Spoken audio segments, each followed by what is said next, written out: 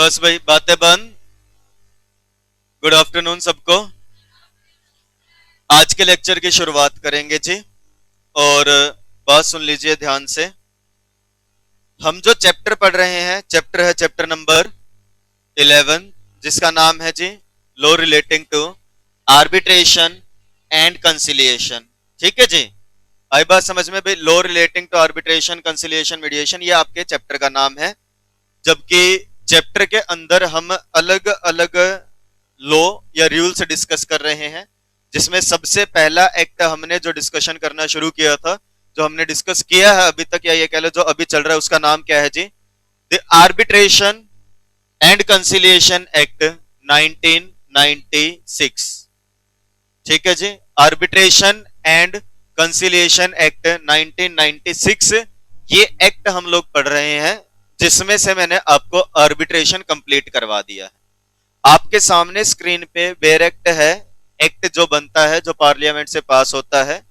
ये actual copy नहीं है ऑफिशियल गजेट की, ये बाद में जो पीडीएफ तैयार की गई है वो है।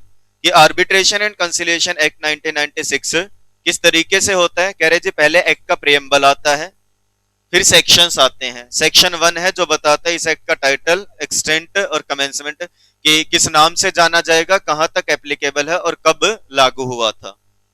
एक्ट को अलग अलग पार्ट्स में, अलग अलग टुकड़ों में तोड़ा गया है, जिसमें सबसे पहले पार्ट 1 बात करता है किस चीज की? आर्बिट्रेशन की। सी सामने देखो, पार्ट 1 किस चीज से रिलेटेड है? आर्बिट्रेशन। इसके अलग अलग चैप्टर्स हैं जी, जिसमें अलग अलग चीजें हैं। ट्रिब्यूनल क्या है, प्रोसीडिंग्स कैसे चलेंगी जी, आर्बिट्रल अवार्ड कैसे आएगा, सेट असाइड कैसे कर सकते हो, रिकोर्स यानी कि, और फाइनल कैसे होता है, और फिर मिसलेनियस प्रोविजंस है। ये पार्ट 1 है एक्ट का। फिर एक्ट में पार्ट 1A बाद में ऐड किया गया था, जो बात करता है आर्बिट्रेशन काउंसिल ऑफ इंडिया के बारे में। 2019 के जो अमेंडमेंट हमने पढ़ी थी। पार्ट 2 जो कि पहले से था एक्ट में, वो बात करता है किस चीज के regarding? Enforcement of foreign awards के रिगार्डिंग। ये पार्ट 2 है आपका। And part 3 is about conciliation. Act का नाम क्या है? Arbitration and conciliation act. यानी कि इस एक्ट में दो चीजों के बारे में बातें हुई हैं, एक आर्बिट्रेशन के बारे में एंड दूसरा कंसिलिएशन के बारे में। एक arbitration and second one is conciliation. एक आर्बिट्रेशन और दूसरा कंसिलिएशन। आर्बिट्रेशन अपन ने कल पैक कर दिया। अपन ने पार्ट 1 पढ़ा पहले, कई दिन लगे हमें। पार्ट 2 पढ़ने में सिर्फ कल का दिन लगा। और आज हम पढ़ेंगे सिर्फ आज के लेक्चर में पार्ट 3, दैट इज कंसिलिएशन। और जैसे ही हमारा कंसिलिएशन पूरा होगा, सी आपका एक्ट भी क्या हो जाएगा? पूरा हो जाएगा। ये मैंने आपको एक्ट की कॉपी दिखाई। जब मैंने चैप्टर शुरू करवाया था, आर्बिट्रेशन एक्ट शुरू करवाया था, तो मेरे शब्द ये थे, मैंने ये कहा था, अभी आप भूल जाओ पार्ट 1, 2, 3 क्या है। आप अभी सिर्फ इस चीज पे ध्यान दो कि हमें आर्बिट्रेशन पढ़ना है। अब दोबारा से सुन लो, ये आपका चैप्टर है। आईसीएसआई ने जो मॉड्यूल दिया है हमें, उसमें से हम ये क्लासेस कर रहे हैं, जिसमें हम चैप्टर 11 डिस्कस कर रहे हैं सबसे पहले। और चैप्टर 11 बताता है कि इसमें आपको एक तो पढ़ना है जी आर्बिट्रेशन एंड कंसिलिएशन एक्ट, दूसरा आपको एडीआर रूल्स पढ़ने, और तीसरा आपको पढ़ना है मीडिएशन के बारे में। चैप्टर का नाम क्या है जी? Law relating to arbitration, mediation and conciliation, जिसमें से इन दोनों के बारे में बात होती है। या ये कह लो, ये जो दोनों पॉइंट्स है, कौन कौन से? आर्बिट्रेशन और कंसिलिएशन। इस चीज के लिए कौन है? Arbitration and conciliation act 1996। और मीडिएशन अलग चलता है। मीडिएशन रूल्स थे, जो बाद में मीडिएशन एक्ट आ चुका है। आ रही है बात समझ में? तो समझ लो, हमने सबसे पहले ये देखेंगे ना, आप यहाँ पे शुरुआत में बताते हैं कि इस लॉ में आपको 3 चीजें पढ़नी है, तो ये आज अपना पूरा हो जाएगा, आर्बिट्रेशन एंड कंसिलिएशन एक्ट 1996। ये बात समझ में आ गई। आज कंप्लीट कर देंगे हम किसको? आर्बिट्रेशन एंड कंसिलिएशन एक्ट 1996 को। आर्बिट्रेशन एंड कंसिलिएशन एक्ट 1996 है जो, वो कितने हिस्सों में टूटा है जी? 3 पार्ट्स हैं उसके। वैसे तो 4 हो गए अब, पार्ट 1, पार्ट 1A, पार्ट 2 और part 3। Part 1 is about arbitration, part 1A is about council जो बनी है, part 2 is about enforcement of foreign awards, and today we are going to discuss about part 3 which is conciliation.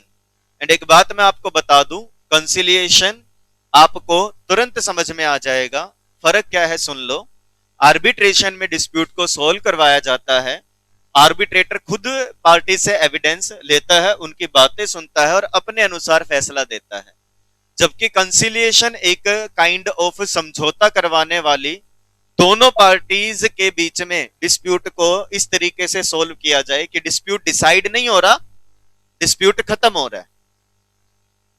आई बात समझ में? भाई दोनों parties को समझाया जाए, उनके बीच में जो टेंशन्स चल रही है उसको लो डाउन किया जाए, उनको गाइडेंस दी जाए कि देखो आप क्यों इस चीज के पीछे पड़े हैं, आप यहां कॉम्प्रोमाइज कर लो, आप यहां कर लो।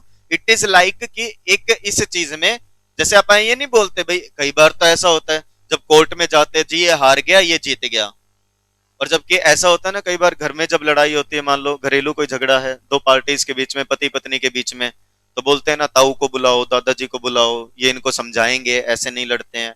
या जब दो भाई आपस में लड़ाई कर रहे होते हैं तो पिताजी आके समझाते हैं, समझौता करवाना दोनों के बीच में, वो डिस्प्यूट ही खत्म करवा देना। हार जीत की बात नहीं हो रही, बात हो रही है किस चीज की? डिस्प्यूट खत्म करवाना है काइंड ऑफ, तो उसे कंसिलिएशन बोल देते हैं। ठीक है जी, कंसिलिएट करना, दोनों को समझाना बुझाना। ओके जी, आर्बिट्रेशन समझे, कंसिलिएशन समझे। Arbitration is a process in which dispute is resolved by an independent person who is known as arbitrator. Conciliation is a process in which an independent person conciliates both the parties, guides both the parties so that dispute can be closed. Resolve तो दूर की मतलब वो खत्म ही करवा देते हैं उसको, तो वो conciliation कहलाता है। एंड आपको अभी बता रहा हूं, आर्बिट्रेशन पढ़ा, यहां पे आर्बिट्रेशन की जगह क्या बोलेंगे? कंसिलिएशन। आर्बिट्रेटर पढ़ा, यहां पे आर्बिट्रेटर की जगह कौन आ जाएगा? कंसिलिएटर। आ रही है बात समझ में? वहां पे आर्बिट्रल अवार्ड आता था, यहां क्या आ जाएगा? Settlement award. सेटलमेंट अवार्ड बोलेंगे। वहां पे ओड नंबर में होते हैं क्योंकि क्या करना है जी? फैसला निकालना है। तीन होंगे तो दो एक का फैसला आ सकता है, दो होते हैं तो एक एक का फैसला नहीं आता। यहां पे कोई फैसला करना है, यहाँ पे तो कंसिलिएशन करना है, समझाना है। समझाने के लिए एक आए, चाहे दो आए, चाहे तीन आए, चाहे चार आए। इतनी बात समझ में आई? कंसिलिएशन खत्म है, इतना ही है कंसिलिएशन। जिसने आर्बिट्रेशन पढ़ा है, नियत से पढ़ा है, पूरा पढ़ा है, प्रॉपर पढ़ा है, रिवाइज किया है, उसके लिए कंसिलिएशन बहुत आसान है। मीडिएशन की बात नहीं कर रहा मैं आज, मीडिएशन की कोई बात नहीं करूंगा। जब मीडिएशन पढ़ाऊंगा तब समझाऊंगा कि कैसे कंसिलिएशन और मीडिएशन अलग है। देखो क्या लिखा है, शुरुआत करेंगे जी। Conciliation is an informal process in which the conciliator, third party, tries to bring the disputants, dispute करने वालों को, टू एग्रीमेंट, कि दोनों जो अलग अलग दिशा में बढ़ चुके हैं, दोनों में जो डिफरेंसेस आ चुके हैं, उनको खत्म करके दोनों को एक जगह पे ले आना। आई बात समझ में? भाई मान लो झगड़ा हो जाता है इस गुड़िया का, इश्नूर का, और दूसरी गुड़िया स्नेहा का, इन दोनों का झगड़ा हो गया, इन्होंने मुझे अपॉइंट किया, तो मैं कोई डिस्प्यूट सोल्व नहीं करने आया। एक ऐसे इनफॉर्मल सी थोड़ी सी प्रोसेस है जिसमें मैं क्या करूंगा, इनको एग्रीमेंट में, एक समझौते पे ले आऊंगा। मैं ऐसा कैसे करता हूं? He does this by lawyering tensions, improving communication, interpreting issues, providing technical assistance, exploring potential solution and bringing about A negotiated settlement. कि दोनों से बातचीत करके समझौते भरी एक क्या करना जी? सेटलमेंट पे लेकर के आना चीजों को। आई बात समझ में? ये कंसिलिएशन है, थोड़ी सी इनफॉर्मल प्रोसेस है। जैसा आपका मॉड्यूल बता रहा है उस हिसाब से मैं आपको एक बार कुछ चीजें बता रहा हूँ। मीडिएशन स्किप भी कर सकते हैं एक बार, और एक काम करो आप, अभी ना मीडिएशन पढ़ो ही मत, आप यहां तक पढ़ो। कंसिलिएशन समझ में आया कि कंसिलेटर क्या करेगा? दोनों पार्टी से बातचीत करके दोनों को एक सेटलमेंट पे लाने की कोशिश करेगा, एक एग्रीमेंट पे लाने की कोशिश करेगा। ठीक है जी? उसके बाद सीधा यहां पे पढ़ो, यहां से कि the act gives a formal recognition to conciliation in India. और हमारा जो ये एक्ट है ये फॉर्मली रिकॉग्नाइज करता है कंसिलिएशन को भी। क्या? कंसिलिएशन भी एक अल्टरनेटिव डिस्प्यूट रिजोल्यूशन की प्रोसेस है, यानी कि कंसिलिएशन से भी क्या किए जा सकते हैं? डिस्प्यूट्स को सोल्व किया जा सकता है। ठीक है जी? देखो क्या लिखा है, conciliation forces earlier and greater hold of the case, it can succeed only if the parties are willing to readjust. कह रहे कंसिलिएशन वहीं पे काम आता है जहां पे पार्टीज में गुंजाइश होती है कि वो समझौता कर लें। जहां एक दूसरे के बिल्कुल अगेंस्ट हमारा कंसिलिएशन काम नहीं करता। And according to current thinking ये माना जाता है कंसिलिएशन अल्टरनेटिव नहीं है आर्बिट्रेशन या लिटिगेशन का, बल्कि कॉम्प्लीमेंट साथ चलता है और हो भी नहीं सकता भाई अल्टरनेटिव, क्योंकि आप केस फाइल करते हैं, लिटिगेशन चलाते हैं या आप आर्बिट्रेशन जब कंटिन्यू करते हैं तो वहां पे डिस्प्यूट को सोल्व करवाया जाता है, हार जीत होती है पार्टीज की। आप ये सोचो इसकी बजाय हम कंसिलिएशन ही करवाने लग जाए हमेशा, तो वो पॉसिबल नहीं है। कहाँ पे पॉसिबल नहीं है? जहां दोनों पार्टीज एक होना ही नहीं चाहती, पार्टीज चाहती ही नहीं समझौता होना, तो कह रहे इसको अपन सब्स्टिट्यूट नहीं मान सकते कि वो नहीं तो ये सही, ऐसा नहीं होता। आई बात समझ में? ऐसा नहीं होता है। केस कोर्ट में जब केस जाता है तो कह रहे उसका अल्टरनेटिव नहीं है। ओके जी, यहां से शुरुआत होती है अब सेक्शंस की, प्रोविजंस की। क्वेश्चन अभी तक जितना पढ़ा है उससे नहीं बनेगा, क्वेश्चन यहां से बनेंगे। कहां से अभी बता दूंगा। सेक्शन 61 सबसेक्शन 1 प्रोवाइड्स दैट क्या save as otherwise provided by any law for the time being in force. किसी और कानून में अगर कुछ और लिखा हुआ है तो उसको ध्यान में रखते हुए, and unless the parties agreed, और पार्टीज ने भी कुछ डिसाइड नहीं कर रखा, तो आता है कौन? पार्ट 3 किसका? आर्बिट्रेशन एंड कंसिलिएशन एक्ट 1996 का। It shall apply to conciliation of disputes arising out of legal relation whether contractual or not and to all proceedings relating thereto. आसान सी बात है, जो आर्बिट्रेशन आपने पढ़ा है वो रिपीट देखने को मिलेगा, बस यहाँ पे कंसिलिएशन की बात होगी। आगे ना वही बात, किसी कोई एक्ट में, किसी और एक्ट में कुछ और लिखा है उसको ध्यान में रखते हुए, एंड इफ पार्टीज ने कुछ डिसाइड नहीं किया तो पार्ट 3 आता है और वो बताता है कि कंसिलिएशन कैसे होगी।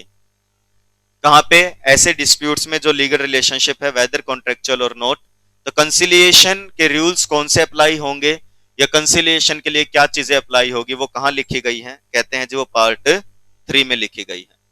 And section 61 subsection 2 provides that क्या पार्ट 3 है जो shall not apply whereby virtue of any law for the time being enforced certain dispute may not be submitted to conciliation। पहले तो ऊपर ये लिख दिया जहां जहां कंसिलिएशन होगी वहां वहां पार्ट 3 अप्लाई होगा, और सबसेक्शन 2 में ये लिख दिया जहां जहां कंसिलिएशन नहीं हो सकती वहां वहां कंसिलिएशन मत करवाना, वहां ये पार्ट 3 अप्लाई नहीं होगा। ओके, कुछ ऐसा नहीं है जो क्या हो जी बहुत टेक्निकल हो, बहुत आसान सी बात लिखी है। सेक्शन 61 सबसेक्शन 1 कहता है बाकी कानून को ध्यान में रखते हुए अगर पार्टीज कहीं पे कंसिलिएशन करवा रही हैं तो वो एज पर पार्ट 3 होंगी, और सबसेक्शन 2 कहता है जहां पे मना कर दिया है कि कंसिलिएशन नहीं हो सकती वहां पे ये अप्लाई नहीं होगा। ओके जी, डन डन। अब सारी चीजें सेम है। अब आप ये कहोगे सर ये तो आर्बिट्रेशन ही लग रहा है हमें, बस यहाँ पे कुछ कुछ बदलाव आ गए, कैसे? आइए देखते हैं। कुछ पूछना है यहां तक अभी? देखो फिर, subsection 1 of section 62 provides that party initiating conciliation shall send to other party a written invitation to conciliate under this part, briefly identifying the subject of the dispute। Section 62 बात करता है कंसिलिएशन की शुरुआत कैसे होगी। ऐसे होगी कि एक तरफ स्नेहा है, दूसरी तरफ इशनूर है। अब आपको पता है जिद्दी कौन है इसमें? वेरी गुड बेटा, ठीक है जी, सबको पता है ये तो जिद्दी है इसमें। तो इसकी तरफ से क्या जाएगा? नोटिस जाएगा इशनूर को।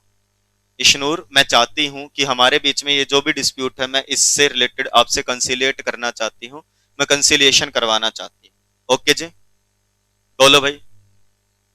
और इसने अगर कहा चल हट, तो क्या होगा? हो सकती है कंसिलिएशन। और अगर इसने कह दिया ओके, हो गई या शुरू नहीं हो गई conciliation? Subsection 2 states that conciliation proceedings shall commence when the other party accepts in writing the invitation to conciliate। अब आपको पता है मानना तो है इसको, एक बारी में नहीं मानेगी, 3-4 दिन वेट करवाया, नखरे दिखाए, उसके बाद राइटिंग में बोल दिया ठीक है अगर तू इतना जिद्दी कर रही है तो मैं सोच सकती हूं इस बारे में, कंसिलिएट कर लेते हैं। आप सबको पता है ऐसा ही रिप्लाई करेंगे, तो मान लेंगे कंसिलिएशन उस दिन से शुरू हो गई। और हो सकता है मान लो स्नेहा ने कंसिलिएशन के लिए ऑफर भेजा इसको, इशनूर को ये मिला, इसने पढ़ा, इसने वीडियो कॉल की स्नेहा को, स्नेहा आपने कंसिलिएशन की बात की है? स्नेहा कहती हाँ हाँ हाँ, कहती इसमें लिख के भेजा है? कहती हाँ हाँ हाँ, वली लिख। अब कंसिलिएशन का ऑफर क्या कर दिया, डिस्ट्रॉय गया, कंसिलिएशन शुरू होगी नहीं होगी। और अगर रिटर्न में कह दे हाँ ठीक है मैं एग्री कर रही हूं तो क्या मान लेंगे, conciliation. Further subsection 3 states that क्या, if the other party rejects the invitation there will be no conciliation proceedings. आसान है या नहीं है, बिल्कुल आसान है जी, एक बार भी नियत से पढ़ लेंगे तो सारी चीजें कवर हो जाएंगी। कंसिलिएशन की शुरुआत कैसे होती है, जब एक पार्टी दूसरी पार्टी को क्या करती है जी, ऑफर देती है और दूसरी पार्टी या तो एक्सेप्ट करेगी या रिजेक्ट, रिजेक्ट कर दिया तो बात खत्म, एक्सेप्ट कर लिया तो मान लेंगे कंसिलिएशन की शुरुआत हो रही है। सबसेक्शन 4 प्रोवाइड्स दैट क्या, if the party initiating conciliation does not receive a reply within 30 days from the date on which he sends the invitation.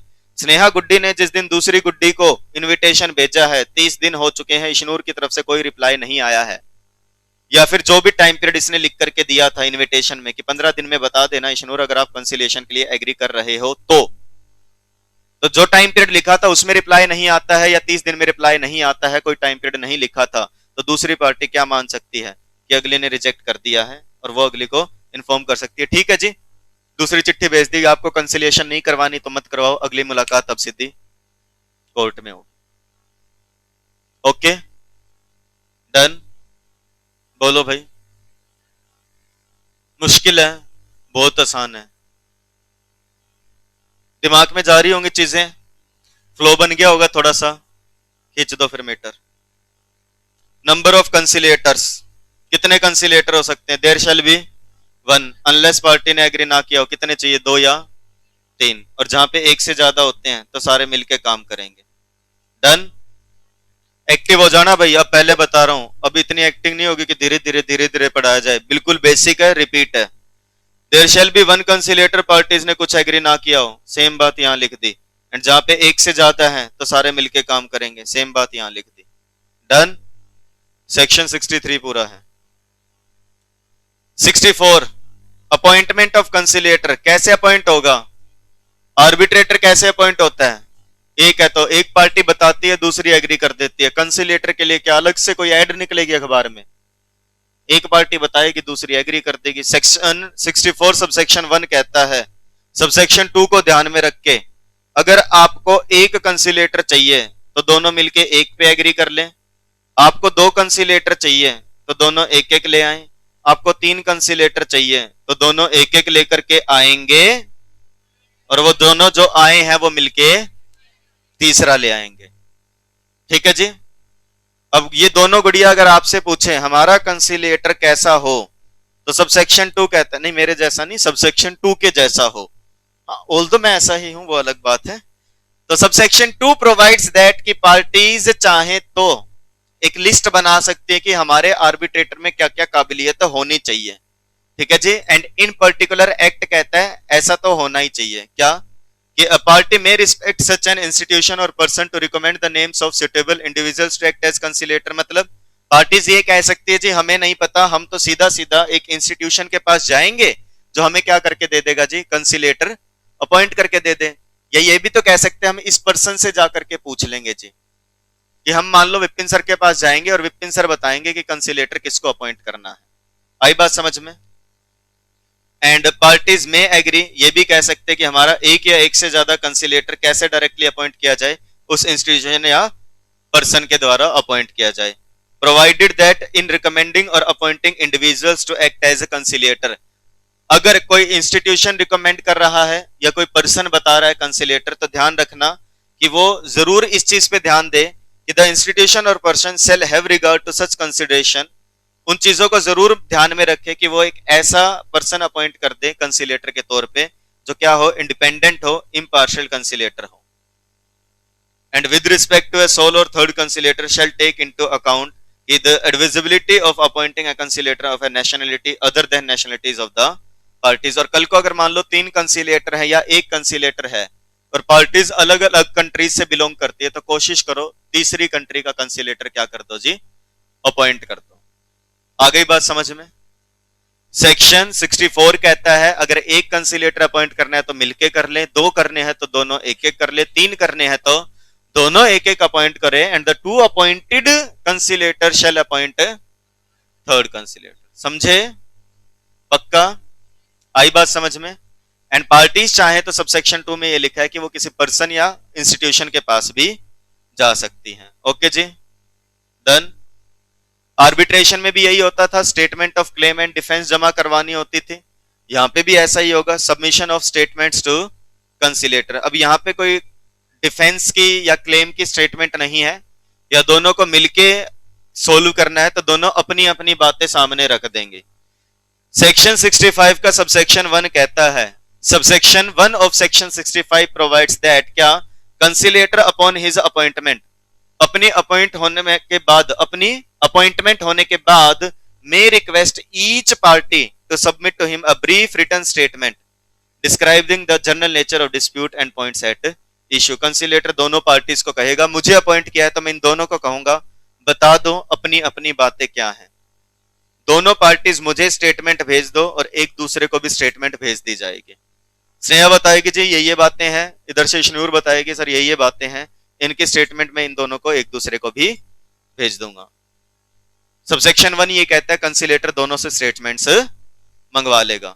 Subsection 2 ये कहता है, क्या कहता है सबसेक्शन 2? सबसेक्शन 2 कहता है कंसिलेटर चाहे तो दोनों पार्टी से रिक्वेस्ट कर सकता है कि मुझे ये रिटर्न स्टेटमेंट और दे दो, मुझे इन फैक्ट्स या ग्राउंड्स के बारे में कुछ और बातें जाननी है, या आप चाहो तो कुछ और डॉक्यूमेंट्स या अदर एविडेंस जमा करवा दो जो अप्रोप्रिएट लगते हैं। और जब कंसिलेटर ये मांगेगा तो पार्टी क्या कर देगी, उस स्टेटमेंट की, डॉक्यूमेंट्स की, एविडेंस की कॉपी भेज देगी और वो अदर पार्टी के पास भी जाएगी। डन। सबसेक्शन 3 ये कहता है कि एक कंसिलेटर चाहे तो किसी भी स्टेज पे रिक्वेस्ट कर सकता है पार्टी को कि मुझे ये एडिशनल इंफॉर्मेशन चाहिए, और फिर क्या करना होगा, उस पार्टी को वो एडिशनल इंफॉर्मेशन जमा करवानी होगी। एक्सप्लेनेशन में यही लिखा है कि ये जितनी भी बातें हैं, कंसिलेटर वर्ड यूज हो रहा है तो वहां पे एक भी हो सकता है, 2 कंसिलेटर या 3 कंसिलेटर, तीनों की बात हो रही है। ठीक है जी, एक बार फिर से बता रहा हूं, ध्यान दीजिएगा। सेक्शन 61 बात करता है किस बारे में, कि कंसिलिएशन के लिए पार्ट 3 अप्लाई होगा जो यहां पे बताया गया है। 62 बताता है कमेंसमेंट कब होगी या कमेंसमेंट कैसे होती है जी, जब एक पार्टी रिक्वेस्ट करती है और दूसरी पार्टी एक्सेप्ट कर लेती है। 63 नंबर ऑफ कंसिलिएटर्स बताता है। 64 अपॉइंटमेंट के बारे में बताता है कि सोल कंसिलिएटर है तो दोनों पार्टी मिलके कर लें, 2 कंसिलिएटर है तो दोनों एक एक अपॉइंट कर सकते हैं, 3 है तो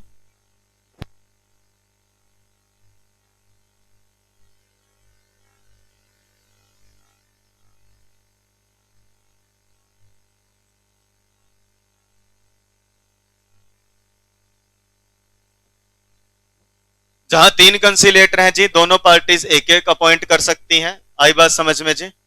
और जो 2 अपॉइंटेड कंसिलेटर है वो क्या कर लेंगे जी, 3rd अपॉइंट कर लेंगे। ओके जी, या वो चाहे तो किसी इंस्टीट्यूट या पर्सन के पास भी जा सकते हैं, और वो जब अपॉइंट करे तो इंडिपेंडेंट और इम्पार्शियल अपॉइंट करके दें। उसके बाद स्टेटमेंट्स सबमिट की जाती हैं, और चाहे तो एडिशनल इंफॉर्मेशन मांग सकते हैं और दूसरी पार्टी को भी वो जाती है। स्टेटमेंट्स आने के बाद और भी पूछताछ की जा सकती है कि फर्दर रिटर्न स्टेटमेंट और जमा करवा दो। Done. Done. Conciliator is not bound by certain enactment, कि कंसिलेटर इन एक्ट से बाउंड नहीं होता, यानी कि कंसिलेटर जब कंसिलिएशन प्रोसीडिंग्स को चलाएगा तो वो अपने अनुसार चला सकता है। सेक्शन 66 खुद आकर के कहता है conciliator is not bound by CPC 1908 और इंडियन एविडेंस एक्ट 1872, जो कि अब क्या आ चुका है, भारतीय साक्ष्य अधिनियम 2023। ओके जी, डन। डन। कंसिलेटर का रोल क्या होता है? देखो जी, कंसिलेटर होते हैं 2 प्रकार के, एक मुझ जैसा, एक रोबिन जैसा। ठीक है जी, कैसे? कौन बोला? अच्छा, बोल सकते हैं रोबिन कंसिलेटर है जी। स्नेहा और इश्नूर का झगड़ा है, ठीक है जी, देखो बात सेम ही है। एक कंसिलिएटर, स्नेहा कह रही है जी सर इश्नूर ने पेमेंट ले ली थी, गुड्स अभी तक डिलीवर नहीं किए हैं, ठीक है जी, ये मेरा मुद्दा है। पहला कंसिलिएटर मैं, ओके, ये चीज गलत होती है, ठीक है जी, इश्नूर आपको ऐसा नहीं करना चाहिए। अगर आपको लगता है कोई जेन्युइन रीजन था तो आप हमें वो बता दो, हम उसको कंसिडर करेंगे। एंड स्नेहा आपको भी ये बात समझनी चाहिए अगर वो गुड्स डिलीवर नहीं कर रही तो हो सकता है कोई रीजन हो, अब उस पर डिस्कशन करते हैं पहले। डन। दूसरा कंसिलिएटर, सेम बात। ठीक है जी, स्नेहा कह रही है इश्नूर ने ना गुड्स डिलीवर नहीं किए, पेमेंट ले ली। कंसिलिएटर है, बहुत गलत बात है भाई। हाँ, मैं तो ना सहता, ऐसा तो नहीं होना चाहिए। ठीक है, शर्म आ रही है इश्नूर, कुछ कहोगी इस बार? मेरे पास जेन्युइन रीजन था। जेन्युइन क्या होता है? ऐसे थोड़ा होता है जेन्युइन। स्नेहा गलत है, मैं तो कह रहा हूं ऐसे लोगों तो कोर्ट में घसीटना चाहिए। क्या ये कंसिलिएशन है? कोई बात नहीं, अब तो मेरे पास आए हो तो आप सोल्व तो करेंगे। बताना इश्नूर क्या रीजन है कि इसने ना रोबिन जी जो पेमेंट की है वो हाफ पेमेंट की है, जबकि 75% की बात हुई थी। है, मैं तो तेरे बारे में स्नेहा ये सोचता था कि तेरी गलती नहीं है, तू तो इससे भी बड़ी गलत निकली, तू तो बहुत गलत है। इश्नूर तेरे को कोर्ट में जाना चाहिए, मैं तो नहीं सकता, पर कोई बात नहीं, आप कंसिलिएशन के लिए आए हो तो मैं और सुनता हूं। कैसा होना चाहिए कंसिलिएटर? आग में घी डालने जैसा या आग को बुझाने वाले जैसा? आई बात समझ में? कंसिलिएटर ऐसा पर्सन हो जो चाह रहा हो समझौता हो जाए, ऐसा नहीं जैसे मान लो फॉर एग्जांपल अब किसी ने ऐसा बोला हो कि सर इसने ऐसे ऐसे यूट्यूब पे एक वीडियो देखी थी, उस पर कमेंट किया था, तो ऐसा नहीं कि ऐसे है कि ये तो झूठ बोल रही है, झूठी है ये तो, ऐसे आग लगाने वाला इंसान नहीं होना चाहिए। आई बात समझ? मुझ जैसा हो, कोई बात नहीं बेटा, क्या बात हो गई, ऐसे आराम से पोलाइटली, तभी तो क्या हो सकती है कंसिलिएशन सफल हो सकती है। आ गई बात समझ में? जैसा कई बार ऐसा नहीं होता, मान लो पति पत्नी का झगड़ा हो गया है ना, आई बात समझ में? क्या मेरी भूल जाओ बेटा, देखो भाई, एक तो ऐसा होता है कि एक रिश्तेदार ऐसा होता है जो ये कहता है कि अकल आ जाएगी इसको, ठीक है जी मायके चली जा, सामान ले जा, बच्चों को भी ले जा, फिर इसको पता लग जाएगा जब 4 दिन रोटी नहीं मिलेंगी नहीं। एक दूसरा होता है, दूसरा रिश्तेदार, कोई बात नहीं, मियाँ बीवी में झगड़े होते रहते हैं, जहां प्रेम प्यार है वहीं पे तो झगड़ा होता है ना, दोनों एक दूसरे का सहारा हो, भाई तेरे को भी रोटी नहीं मिलेगी, तुम्हें भी बच्चों की तरफ देख लो, है ना, बच्चों को देख करके मिलजुल के रहा करो। आई बात समझ में? तो ये तो होती है घर बसाने वाली बात। और वो जो दूसरी, बच्चों को भी ले जा, मायके चली जा, 4 दिन टिकट नहीं मिलेंगे, अपने आप बेरा पाट जाएगा, ये होती है उजाड़ने वाली बात, है ना। तो कंसिलिएशन, हाँ जी, हाँ जी, आना कभी आप, ठीक है जी। कंसिलिएटर कैसा हो जी? ऐसा हो जो असिस्ट कर सके। देखिए क्या, देखो जितना अच्छा कंसिलिएटर होगा, कंसिलिएशन उसी चीज पे डिपेंड करेगी। कंसिलिएशन का सफल होना ना होना किस पे डिपेंड करता है? कंसिलिएटर पे।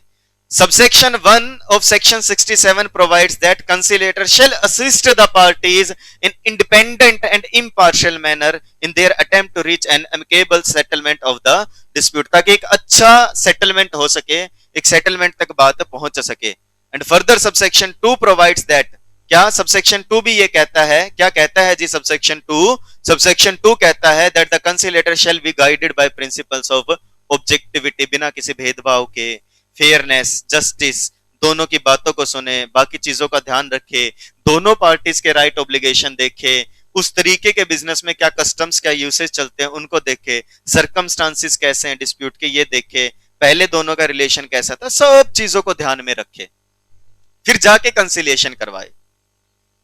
As per subsection 3, conciliator may conduct the conciliation proceedings in such a manner as he considers appropriate, taking into the account the circumstances of the case। circumstances को ध्यान में रखते हुए, सारी चीजों को ध्यान में रखते हुए ये चीज करवानी चाहिए। the wishes the parties may express, including किसी पार्टी की कोई रिक्वेस्ट है उसको सुन ले, ओरल स्टेटमेंट के लिए कह रहे हैं या ओरल हियरिंग के लिए कह रहे हैं तो वो करवाए, जिससे स्पीडी सेटलमेंट हो सके। जैसे कुछ मूवीज अगर आपने देखी हो, ज्यादा तो मुझे अभी ध्यान नहीं आ रही, 2 एग्जांपल ध्यान आ रहे। एक तो ये रोकी रानी की प्रेम कहानी करके आई थी मूवी, तो उसमें जो उसकी दादी का जो करेक्टर होता है ना जी, और दादा, और जो वो धर्मेंद्र है ना आई थिंक उस मूवी में बुजुर्ग का जो रोल किया है, तो वो जो रणवीर सिंह, और वो हीरोइन कौन है? और सेक्शन 37 किस चीज का है जी?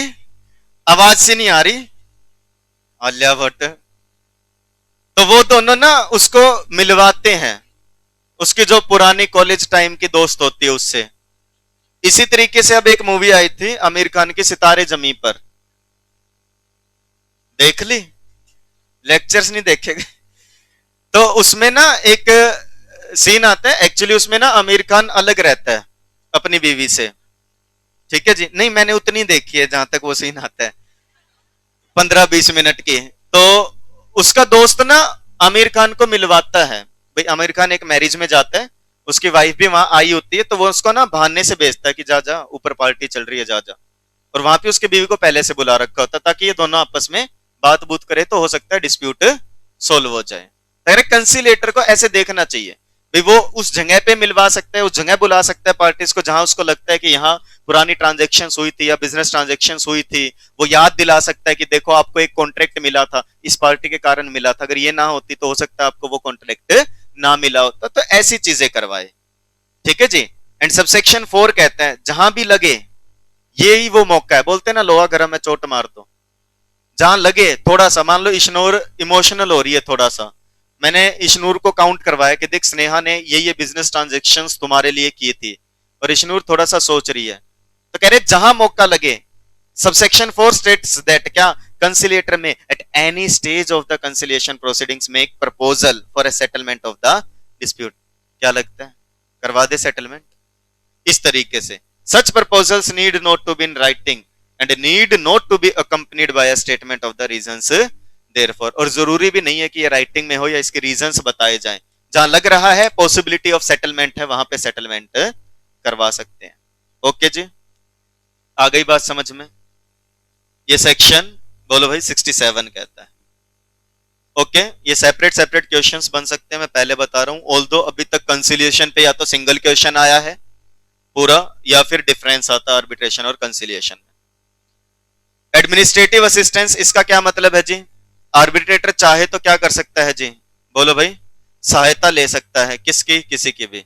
Section 68 provides that in order to facilitate the conduct of the conciliation proceedings, ध्यान दीजिएगा, section 68 provides that in order, ताकि अच्छे से कंसिलिएशन प्रोसीडिंग्स चल सके, in order to facilitate the conduct of conciliation proceedings, the parties or the conciliator with the consent of the parties may arrange for administrative assistance, किससे? by किसी suitable institution से या किसी person से। Okay भाई, बोलो भाई, ये कहीं ना कहीं पूरा हो चुका है। सेक्शन 69 किस बारे में बात करता है जी?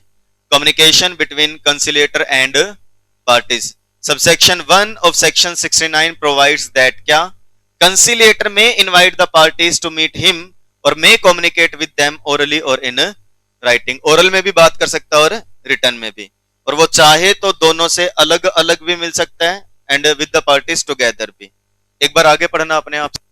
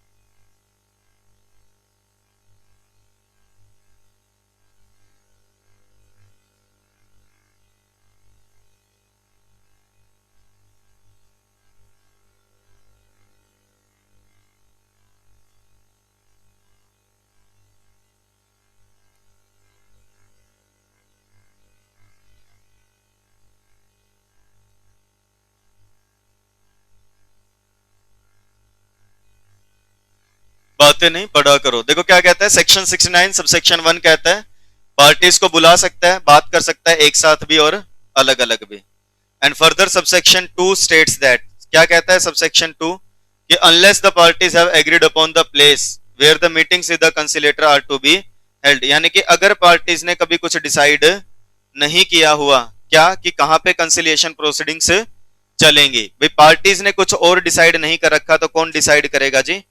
कंसिलेटर। सबसेक्शन 2 कहता है कि पार्टीज ने कुछ और डिसाइड ना किया हो तो such place shall be determined by the conciliator, वो भी किससे बात करके? पार्टीज से कंसल्ट करके एंड सर्कमस्टांसेस को देखते हुए।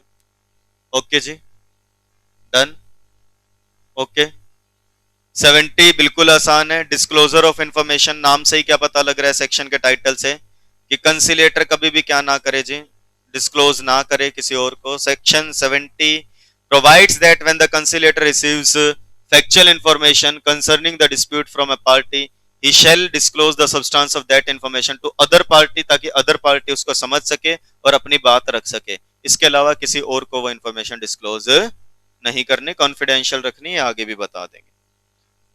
provided that when a party gives any information to the conciliator subject to a specific condition, क्या, that it be kept confidential, the conciliator shall not disclose the information to other party। Okay जी, basic है, बोलो भाई। Cooperation of parties with conciliator act साफ कहता है दोनों parties को क्या करना है, कोऑपरेट करना है। Section 71 provides that party shall in good faith cooperate with the conciliator and in particular shall endeavor, कोशिश करे to comply with the request by the conciliator to submit written materials, provide evidence and attend meetings। Parties की भी duty है क्या कि कंसिलिएटर जो चीज बताता है पार्टीज उसको सुने, उसके अनुसार चले, और कंसिलिएटर ने जो भी रिटर्न प्रोसीडिंग्स या जो भी रिटर्न स्टेटमेंट एविडेंस वगैरह मांगे हैं उनको डिपॉजिट करवा दे। ओके भाई। क्या कोई पार्टी बीच में कह सकती है अपने आप से जी इस पॉइंट पे सेटलमेंट पसंद है या सही लग रही है, कह सकती है। सेक्शन 72 प्रोवाइड्स दैट क्या, that each party may, section 72 कहता है each party may on his own initiative or at the invitation of the conciliator submit to the conciliator suggestions for the settlement of the dispute. Conciliator को बता सकते जी इस point पे हम agree कर रहे हैं, एंड नेक्स्ट करवाने की नीड नहीं होनी चाहिए। सेटलमेंट एग्रीमेंट पता ही है, जब लगता है कंसिलेटर को अपने आप से या जब पार्टीज ने बोला हो तो वो क्या करेगा, एक सेटलमेंट एग्री ड्राफ्ट कर देगा। एक सेटलमेंट एग्रीमेंट ड्राफ्ट करके किसको दे देगा जी, पार्टीज को। Subsection 1 of section 73 provides that क्या, when it appears to the conciliator that there exist elements of a settlement which may be acceptable to the parties, he shall formulate the terms of possible settlement and submit them to the parties for their observation। जहां पे लग रहा है कंसिलेटर को settlement हो सकती है, draft करेगा और पार्टीज को बोलेगा ये लो जी मुझे लग रहा है इन चीजों पे सेटलमेंट हो सकती है। दोनों उसको देखेंगे, कुछ चेंजेस है तो बता देंगे, बिना चेंजेस के तो वैसे बता देंगे, और फिर क्या हो जाएगा, चेंजेस है तो उनको करके एंड बिना चेंजेस के कहे तो एज इट इज ड्राफ्ट कर दिया जाएगा। After receiving the observation of the parties the conciliator may reformulate the terms of possible settlement in the light of such observation. In the light of such observation का word का मतलब है यहाँ पे light का, उन ऑब्जर्वेशंस को ध्यान में रखते हुए उनको कंसीडर करते हुए। फर्दर सबसेक्शन 2 ये कह रहा है पार्टीज अपने आप से एग्री कर गई तो लिखा है जी, it provides that if the parties reach agreement on a settlement of the dispute they may draw up and sign a written settlement agreement and if requested by the parties तो conciliator भी बना सकता है। Parties कहती हैं या तो parties खुद बना के ले आई, या पार्टीज क्या कह रही है जी आप बैठ के बना दो हम आपको बता देते हैं ये चीजें हैं, तो वो पार्टीज की हेल्प भी कर सकता है। डन। सबसेक्शन 3 क्या कहता है, सबसेक्शन 3 कहता है जी that when the parties sign the settlement agreement it shall be final and binding on the parties and person claiming under them respectively. Okay, done. As per subsection 4, conciliator shall authenticate the settlement agreement and furnish a copy thereto each of the parties। settlement agreement बना के authenticate मतलब sign करके किसको सौंप देगा जी, दोनों parties को सौंप देगा कि ये लो जी दोनों पार्टीज इस मुद्दे पे हम पहुंचे हैं। डन। जैसे अवॉर्ड बाइंडिंग होता है, सेटलमेंट अवॉर्ड, सेटलमेंट एग्रीमेंट भी क्या होगा जी, बाइंडिंग। एग्रीमेंट वर्ड यूज होता है, ध्यान दे लीजिएगा। इस पे क्वेश्चन आता है जी, ये ऊपर वाला जो पॉइंट बताया ना कि सेटलमेंट एग्रीमेंट क्या होता है। ओके जी। Section 74 provides that the settlement agreement shall have the same status and affect as it is an arbitral award on agreed terms on the substance of dispute rendered by arbitral tribunal under section 30। जैसे section 30 के तहत settlement होती है same वैसे ही ये भी क्या होगा जी, पार्टीज पे एप्लीकेबल होगा। एंड ये रहा वो सेक्शन 75, जो भी चीजें हुई है कॉन्फिडेंशियल रखे। Section 75 provides that notwithstanding anything contained in any other law कि किसी भी लॉ में जो भी लिखा है उसके साथ ना चलते हुए कंसिलेटर और पार्टीज को सब कुछ कॉन्फिडेंशियल रखना है जो भी कंसिलिएशन प्रोसीडिंग्स में डिस्कस हुआ है। और कॉन्फिडेंशियलिटी उस चीज पे भी एप्लीकेबल होती है जो सेटलमेंट एग्रीमेंट है, यानी कि सेटलमेंट एग्रीमेंट को भी क्या करना है जी, कॉन्फिडेंशियल रखना है। कहां तक, जब तक जरूरत ना हो, यानी कि except where its disclosure is necessary for purposes of implementation and enforce. जी एनफोर्स करवाने के लिए तो डिस्क्लोज करना पड़ेगा तो कर सकते हो, अन्यथा नहीं कर सकते। Okay done. ऐसे कंसिलिएशन चलती है। कंसिलिएशन खत्म कैसे होगी, टर्मिनेट कैसे होगी, बहुत आसान सा जवाब है। सेटलमेंट एग्रीमेंट आ जाए तब, या बीच में कंसिलेटर कह दे जी पॉसिबल नहीं है तब, या पार्टीज कह दे हमें कंसिलिएशन नहीं करवानी तब, या किसी पार्टी की डेथ हो जाए तब, तो ऐसे ही बातें हैं। Termination of conciliation proceedings. The conciliation proceedings shall be terminated. Conciliation proceedings क्या हो जाएंगी, टर्मिनेट। कैसे, by the signing of settlement agreement by the parties on the date of agreement. कि जिस दिन सेटलमेंट एग्रीमेंट आ गया तो किस तारीख पे खत्म होंगी, जिस दिन सेटलमेंट एग्रीमेंट आया है। और कैसे खत्म हो सकती है, by written declaration of the conciliator. कब, after consultation with the parties, क्या, टू द इफेक्ट दैट कि फर्दर कंसिलिएशन के एफर्ट्स अब पॉसिबल नहीं है जी। उसने डिक्लेरेशन दे दी जी मैं नहीं करवा सकता कंसिलिएशन, तो उस दिन जिस दिन ये डिक्लेरेशन आई है। तीसरा रिटन डिक्लेरेशन। देखो पहले में तो बोला है एग्रीमेंट हो गया तो उस तारीख पे, दूसरे में बोला कंसिलेटर कह रहा है जी कंसिलिएशन नहीं हो सकती, तो जिस दिन कंसिलेटर बता देगा, पार्टीज को एड्रेस कर देगा। तीसरी बात कह रहे पार्टीज कंसिलेटर को एड्रेस कर रही हैं क्या, कि भाई कंसिलिएशन प्रोसीडिंग्स टर्मिनेट कर रहे हैं, हमें नहीं करवानी, तो जिस दिन पार्टीज ने बोला है उस दिन। और या फिर by written declaration of a party to the other party and the conciliator, अगर अपॉइंट हो चुका है क्या, टू द इफेक्ट दैट मुझे नहीं करवानी कंसिलिएशन, तो जिस दिन उसने ये बताया उस दिन। ओके या तो सेटलमेंट एग्रीमेंट आ गया तो उस दिन कंसिलिएशन खत्म, या फिर मुझे लग रहा है जी इनकी कंसिलिएशन तो नहीं कराना, नहीं पॉसिबल, ये नहीं हो सकता एग्री एक चीज पे, ये एक एग्री होती है तो दूसरी मना कर देती है, दूसरी एग्री होती है तो पहले वाली मना कर देती है। या फिर ये कह रहे हैं हमें नहीं होना एग्री, या इनमें से एक ने कह दिया कि सोचा था मैंने, मेरी सोच गलत थी, तेरे साथ सेटलमेंट हो सकता है, तेरी हरकतें ही नहीं है सेटलमेंट वाली, तो ए दूसरी पार्टी एंड ए कंसिलिएटर में जा रही, दुआओं में याद रखना।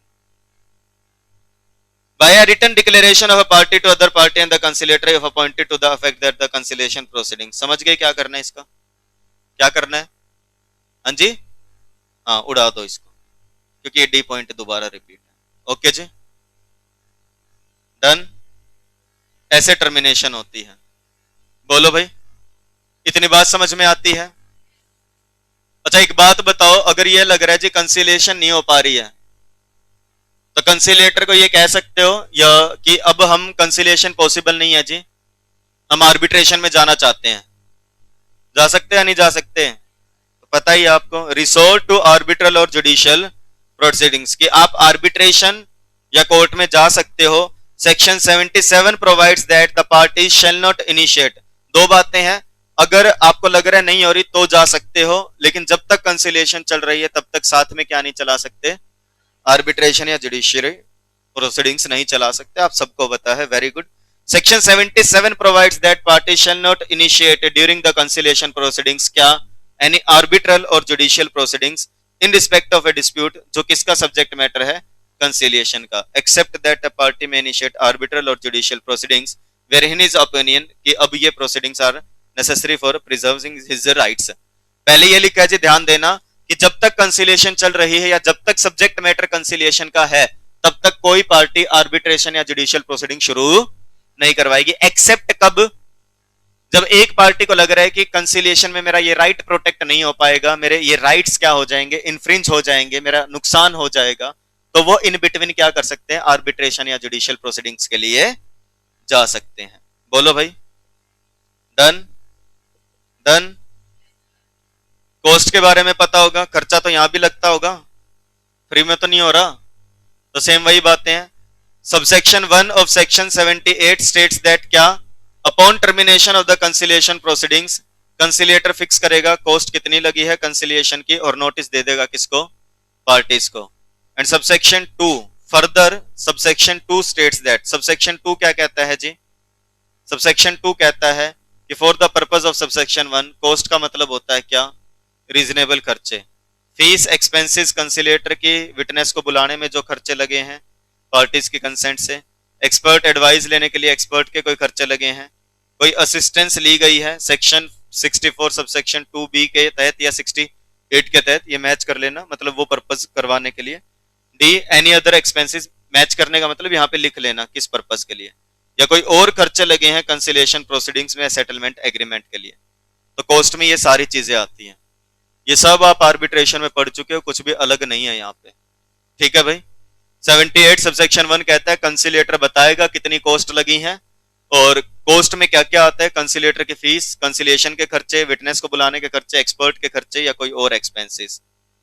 खर्चे कौन कितने देगा? दोनों बराबर बराबर, समझौता भी तो दोनों के लिए हो रहा है। तो as per subsection 3 the cost shall be borne equally by the parties unless settlement agreement में कुछ और नहीं लिखा गया था, ठीक है जी। एक पार्टी ने अपने जेब से कुछ खर्चा कर रखा है तो दूसरी पार्टी को वो लौटाना होगा। डिपॉजिट्स वाला पॉइंट याद है आर्बिट्रेशन में क्या पढ़ा था?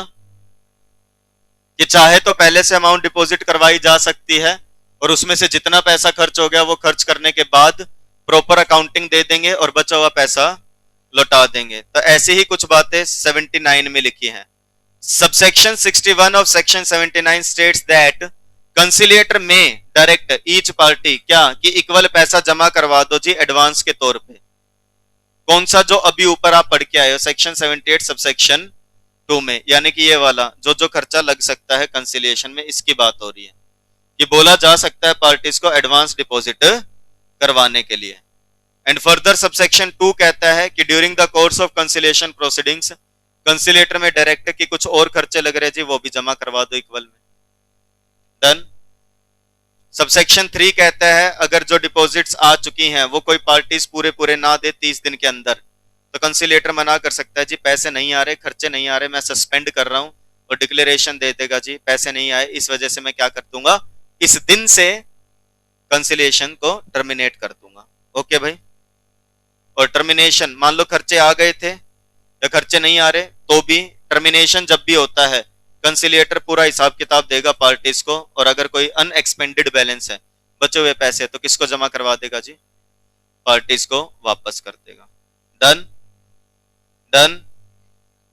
जो कंसिलिएटर था क्या वो कंसिलिएटर बन सकता है आर्बिट्रेटर किसी दूसरी प्रोसीडिंग्स में? मतलब मैं इन दोनों की कंसिलिएशन करवा रहा था, कंसिलिएशन नहीं हुई तो आर्बिट्रेशन में गई और मैं ही आर्बिट्रेटर हूं, ये चीज अलाउड करेंगे क्या?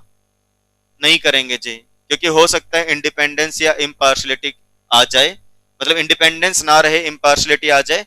एंड ये भी चीज होती है कि जो पार्टी पहले कंसिलिएशन में मुझसे एग्री नहीं कर रखी थी या नहीं कर रही है तो क्या पता वो आर्बिट्रेटर के तौर पे भी एग्री करे या ना करे, तो इसलिए बोल दिया, साफ स्पष्ट रखो, ठीक है जी। क्योंकि अभी तक आप समझौता करवाने की तरफ थे, अब आप उसको क्या करना चाह रहे हो, सोल्व करना चाह रहे हो, तो बोला गया कंसिलिएटर का क्या रोल होता है। तो कह रहे conciliator shall not act as arbitrator, या किसी पार्टी का रिप्रेजेंटेटिव या काउंसिल बन के नहीं जाएगा किसी भी आर्बिट्रल या जुडिशियल प्रोसीडिंग्स में, सेम उस सब्जेक्ट मैटर के लिए जिसके लिए कंसिलिएशन करवाई थी। कंसिलिएटर को कभी भी गवाह के तौर पे नहीं बुला सकते कि इशनूर अब कह रही है कंसिलिएटर को बुला लो, उसको पता है उसके सामने स्नेहा ने ये चीज कबूल की थी, गवाही ले लो, ऐसा नहीं है जी। कंसिलिएटर को जो बातें बताई थी वो आपने कंसिलिएशन के पॉइंट ऑफ व्यू से बताई थी, यहाँ पे डिसीजन के पॉइंट ऑफ व्यू से, आर्बिट्रेशन के पॉइंट ऑफ व्यू से। ओके जी, बोलो भाई। ये भी सेम बात है, admissibility of evidence in other proceedings. मान लो एक बार के लिए सोचो, कंसिलिएशन जब हो रही थी तो स्नेहा ने बोला हाँ जी मैं कॉम्प्रोमाइज के लिए तैयार हूं, मैं 100% की जगह 75% में मान जाऊंगी, या कोई एविडेंस दिया था। क्या आज आप उस चीज को जुडिशियल प्रोसीडिंग्स में यूज कर सकते हो कि जज साहब वहां पे ये 75% के लिए एग्री थी तो यहां भी 75% दिलवाओ इसे? कह सकते ऐसा? नहीं कह सकते भाई, वहां पे तो सेटलमेंट हो रहा था। समझौता जब हो रहा होता है तो पार्टी की सोच अलग होती है, यहां पे अलग सोच है। सेक्शन 81 कहता है, सेक्शन 81 क्या कहता है? It provides that the party shall not rely on or introduce as evidence in judicial proceedings or arbitral proceedings क्या, whether or not such proceedings relate to the dispute that is the subject matter of conciliation proceedings, कि दोनों parties कभी भी ना तो ऐसा करें और ना करने के लिए कहें किसी आर्बिट्रल या जुडिशियल प्रोसीडिंग्स में उन व्यूज को, इन चीजों को, क्या जो व्यू एक पार्टी ने दिए थे या जो सजेशन दी थी दूसरी पार्टी को सेटलमेंट के लिए, ना ये कहते जी इसने तो कंसिलिएशन में एडमिट कर लिया था ऐसा ऐसा है, अब क्यों मना कर रहे हैं, ना फिर ये कि कंसिलेटर ने ये प्रपोजल दिया था जज साहब आप भी यही बड़ा काम करवा दो ना, और ना ये कि द फैक्ट कि अदर पार्टी ने उस समय पे एक प्रपोजल एक्सेप्ट करने की बात कही थी जी कंसिलेटर के सामने, आज कैसे मना कर रहे हैं, उस समय तो ये एग्री कर रहे थे ऐसा कर लेंगे, आज क्यों नहीं कह रहे, आज क्यों ये डिनाई कर रहे हैं इस चीज को, वो बातें जो कंसिलेशन में थी वो यहां नहीं चलती हैं। आ गई बात समझ में? बोलो भाई। Done done. ये दो पॉइंट, तीनों पॉइंट आप सेल्फ पढ़ेंगे, कैसे सुन लो। इसमें यह बोला गया है कि हाई कोर्ट के पास पावर है। सेक्शन 82 कहता है हाई कोर्ट चाहे तो रूल बना सकता है इस एक्ट से रिलेटेड सारी प्रोसीडिंग्स के लिए, हो ही गया 82। 83 ये कहता है कि कोई डिफिकल्टी अगर अराइज हो रही है तो उसको सोल्व कर सकते हैं, और रूल बनाने की पावर 84 के तहत भी है। ये दोनों आप सेल्फ पढ़ के आएंगे, पूरा कंसिलिएशन पढ़ के आएंगे, यहां तक कोई भी डाउट होगा तो कल डिस्कस करेंगे, आर्बिट्रेशन का भी कंसिलिएशन का भी, उसके बाद हम बढ़ेंगे किसकी तरफ? मीडिएशन की तरफ। ठीक है जी, डन। तसल्ली से घर बैठ के प्रॉपर रिवाइज कर लेना। अब से ऐसा है जी, कंटेंट पूरा हो गया आपके पास घर जा करके पढ़ने के लिए, क्योंकि अब अप्रोक्स 1 मंथ आपका चला जाएगा, स्किल्स आपके डेवलप हो गई हैं धीरे धीरे, थोड़ा सा टाइम और लगेगा। ठीक है जी, हफ्ता 10 दिन, और उसके बाद कोई भी स्टूडेंट इस पोजीशन में नहीं होगा कि वो पढ़ के ना समझ पाए अगर उसने मेहनत की है तो। ठीक है जी, आज के लिए इतना ही डिस्कशन करेंगे, मिलेंगे अगले लेक्चर में। टिल देन अपना ध्यान रखें, अपने पेरेंट्स का ध्यान रखें और खूब मन लगा के पढ़ाई करें। Thank you, that's it for the day.